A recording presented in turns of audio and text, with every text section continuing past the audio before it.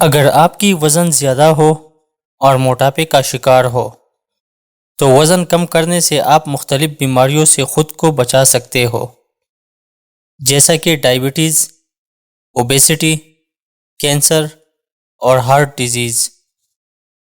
تو کئی ایسے ڈائٹ پلان ہے، مطلب خوراک کھانے کے طریقے ہے، اور کئی ایسی خوراک ہے جو آپ کو کھانی چاہیے اور کچھ ایسی خوراک ہے جو آپ کو نہیں کھانی چاہیے۔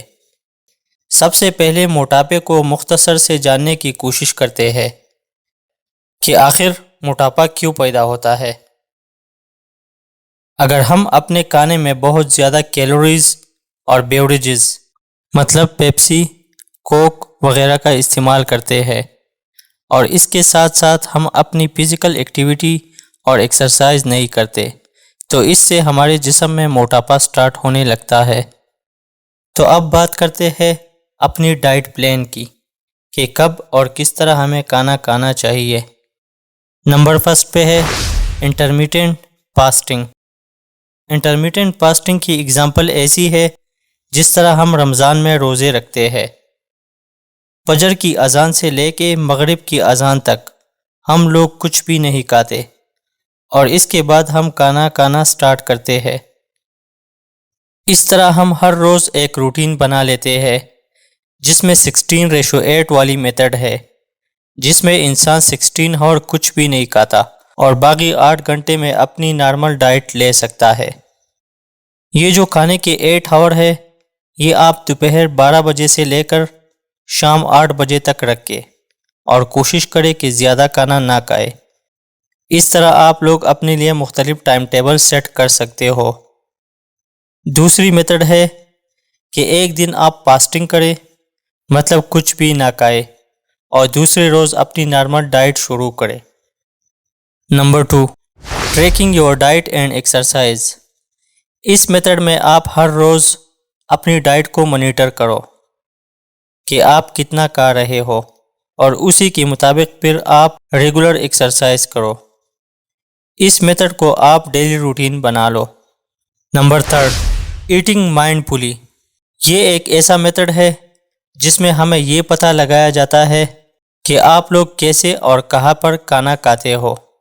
زیادہ تر لوگ کھانے کے وقت موبائل، لیپ ٹاپ اور ٹی وی دیکھتے ہیں، لیکن جو صحیح طریقہ ہے کھانے کا وہ یہ ہے کہ آپ زمین پر بیٹھ کے کھانا کھائیں، کبھی بھی ٹیبل پر یا کھڑے ہو کے کھانا نہ کھائیں۔ سلولی آپ لوگوں نے کھانا کھانا ہے۔ اس سے یہ ہوگا کہ تھوڑے سے کھانے کے بعد آپ کی برین کو میسج چلا جائے گا کہ سٹمک فل ہو گئی ہے، لیکن اگر آپ لوگ جلدی جلدی کھانا کھاتے ہو تو سٹمک کو ٹائم نہیں ملے گا کہ وہ برین کو میسج دے کہ سٹمک فل ہو گئی ہے۔ اس طرح آپ لوگ زیادہ کھانا کھاؤ گے، جو کہ اوبیسٹی کی ایک کاز ہے۔ Number 4، protein break fast. جب آپ لوگ اپنے ناشتے میں پروٹین ڈائٹ یوز کرو گے تو یہ آپ کے ایپیٹائٹ ہارمون کو مینٹین رکھتا ہے، جس سے آپ لوگوں کو زیادہ ٹائم تک بھوک نہیں لگتی۔ Number 5، stop sugar and refined carbohydrates. Sugar obesity کی ایک کاز ہے جو زیادہ تر مختلف بیوریجز میں پائی جاتی ہے۔ ریفائنڈ کاربوہائیڈریٹ جو زیادہ تر وائٹ رائس، بریڈ اور پاستا میں پائی جاتی ہے، جس میں فائبر اور دوسرے نیوٹرینٹس نہیں ہوتے۔ یہ ریفائنڈ کاربوہائیڈریٹس باڈی میں بہت جلدی ڈائجسٹ ہو کے گلوکوز میں کنورٹ ہوتی ہے، جس سے ہماری باڈی میں گلوکوز لیول زیادہ ہوگی۔ زیادہ گلوکوز لیول کی وجہ سے انسولین کی سیکریشن بڑھ جائے گی۔ یہ انسولین ہمارے ایڈیپوز ٹشو میں فیٹ کی سٹوریج کو بڑھاتے ہیں، جس سے ہماری باڈی کی ویٹ گین سٹارٹ ہوتی ہے۔ اس لیے کوشش کریں کہ ہول گرین رائس، بریڈ اور پاستا کا استعمال کریں۔ یہ ہول گرین وہ آٹا ہے جس پر اوپر کا چھلکا موجود ہے، لیکن جو وائٹ گرین ہے اس کے اوپر چھلکا موجود نہیں ہوتا، جو ہماری صحت کے لیے مضر ہے۔